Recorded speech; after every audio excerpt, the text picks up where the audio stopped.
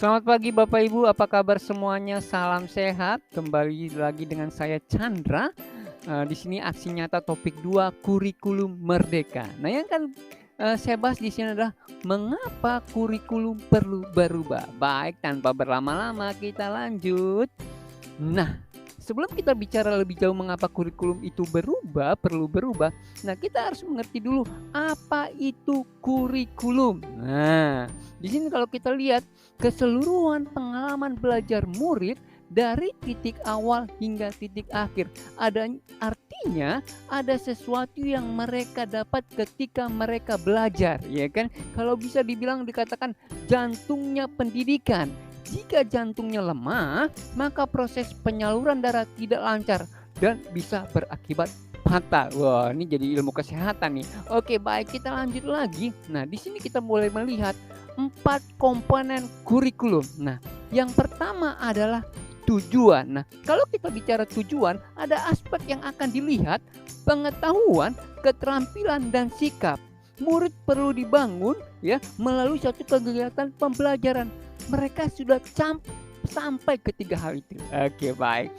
Nah, selanjutnya di sini adalah bicara konten. Nah, konten itu seperti apa? Konten itu bisa berupa teks, video, grafis, ya kan? Sesuatu yang mereka bisa dapatkan. Nah, good. Lanjut lagi ke sistem pengajaran. Nah, sistem pengajarannya seperti apa yang kita lakukan sebagai pendidik? Apakah metode ceramah, diskusi, studi kasus? Itu yang terus kita gali supaya mereka itu berpikir kritis. Alright, good. Nah, yang terakhir di sini adalah evaluasi. Di sini untuk menetapkan ketercapaian tujuan pembelajaran. Tercapai nggak sih kita lihat melalui evaluasi ini? Baik, kita lanjut lagi.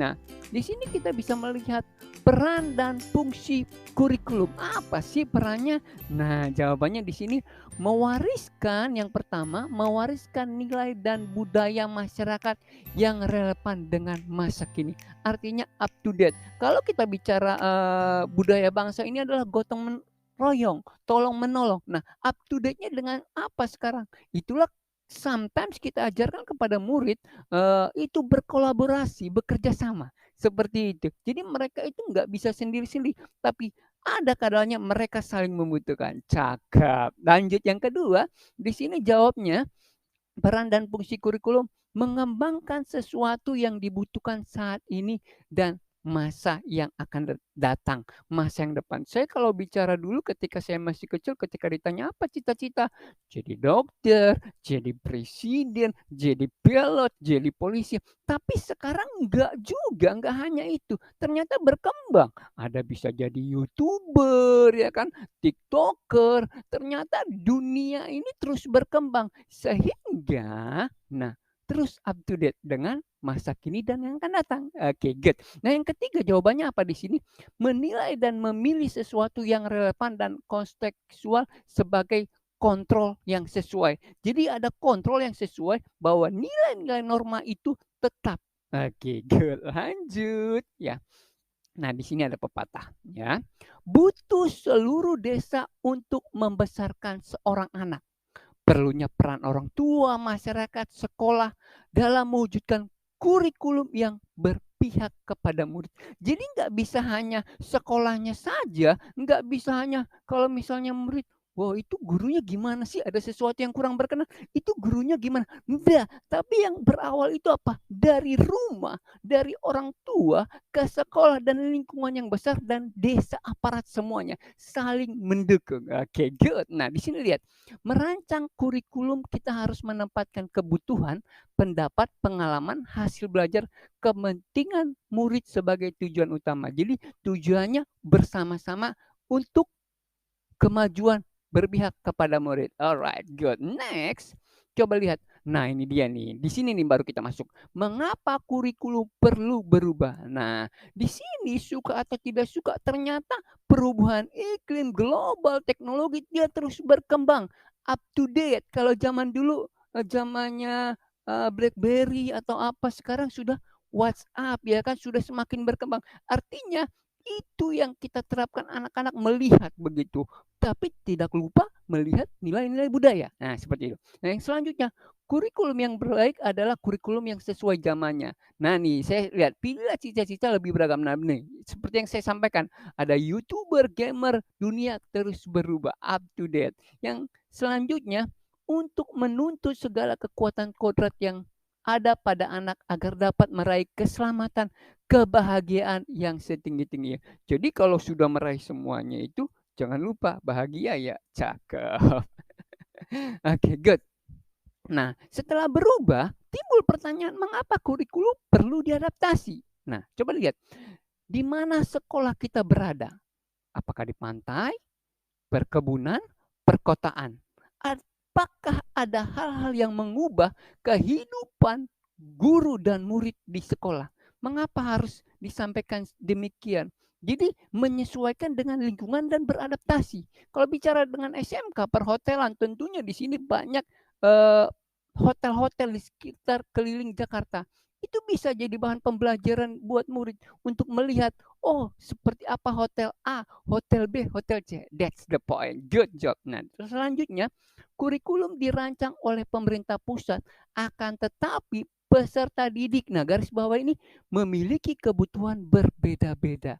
Jadi kita punya otoritas untuk mengembangkan, mengadaptasi sesuai dengan keadaan di sekolah. Alright, good job. Lanjut.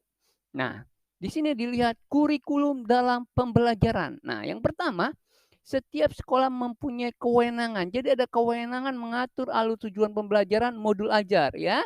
Yang kedua, ekstrakurikuler sekolah untuk SMK ya, disusun ya dengan dunia kerja, bekerja sama. Apa sih yang menjadi kebutuhan sekarang? Misalnya kalau kita bicara di hotel ya kan, check in check out ya kan, check innya seperti apa, perlu deposit segala macam. Tamu sekarang langsung dengan bookingan online ya, banyak hanya menunjukkan dengan handphone ya kan, oh saya sudah bayar. Itu perkembangan zaman. Nah, yang ketiga di sini, praktek kerja lapangan menyiapkan murid agar memiliki pengalaman dan kompetensi dunia kerja. Tentunya pengalaman murid peserta didik bagaimana nanti untuk sesuai kebutuhan dunia kerja. Alright, lanjut. Nah, di sini ada komponen operasional satuan pendidikan. Tentunya pasti sekolah kita punya semua ini. Visi, misi ya. Terus perencanaan pembelajaran, pengorganisasian, sistem pendampingan dan pengembangan profesional. Baik, lanjut lagi. Nah, di sini nih yang tidak kalah pentingnya, 5 prinsip pengembangan KOSP, kurikulum operasional satuan pendidikan. Nah, kalau kita lihat yang pertama adalah berpusat pada murid. Artinya murid yang bisa merasakan pengalaman itu, dan murid bagaimana bisa mengembangkan setiap mereka menjadi orang yang berpikir kritis tapi tidak melupakan profil pelajar Pancasila. Oke, good. Yang kedua, konstekstual. Di sini maksudnya apa konstekstual? Konstekstual adalah sesuai dengan apa yang kebutuhannya.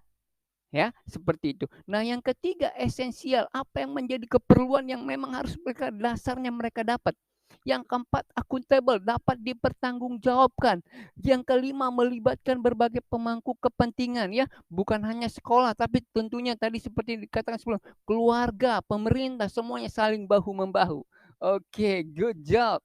Lanjut. Nah, di sini prinsip pembelajaran dengan paradigma baru ya. Mempertimbangkan ketercapaian murid saat ini, terus guru memahami kebutuhan setiap murid, menyesuaikan konteks kehidupan murid, ada respon ya, pembelajaran sepanjang hayat, mendukung perkembangan kognitif dan karakter murid, mengarah pada masa depan berkelanjutan. Good job. Nah, capaian pembelajarannya juga di sini ada 4 ya kan? Ya, sama di sini ya kan? Menyelesaikan pembelajaran dalam waktu tertentu ya, ada fase, dan juga murid dan guru punya waktu lebih luas mengembangkan. Jadi semua dikembangkan ya, seperti itu. Alright, good. Next. Nah, ini dia. Apa yang dapat kita lakukan untuk membantu murid dalam mengumpulkan informasi dari lingkungan nyata? Nah, ini dia. Memberikan kesempatan kepada murid ya ke halaman sekolah belajar tanah pada pembelajaran IPA. Ini contoh misalnya pembelajaran IPA, atau turun ke pasar mau mencari pedagang semua segala macam. Tentunya kalau kita bicara sekolah pariwisata atau perhotelan atau yang lainnya, survei, bisa lihat di hotel itu seperti apa sih proses check-in check-out-nya, hanya melihat seperti itu. Itu hal-hal yang sederhana seperti itu ya. Right, good job. Lanjut di sini proyek penguatan profil pelajar Pancasila. Kayak hidup berkelanjutan, kearifan lokal, Bhinneka Tunggal Ika, ya, bangunlah jiwa dan raga, demokrasi, berrekayasa, kewirausahaan. Wah, tentu sangat luar biasa sekali ini ya.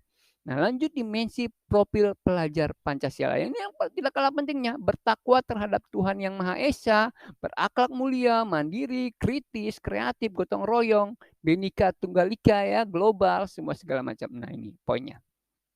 Proses menanam benih. Untuk tumbuh tanaman perlu tanah yang subur dan juga matahari yang cukup.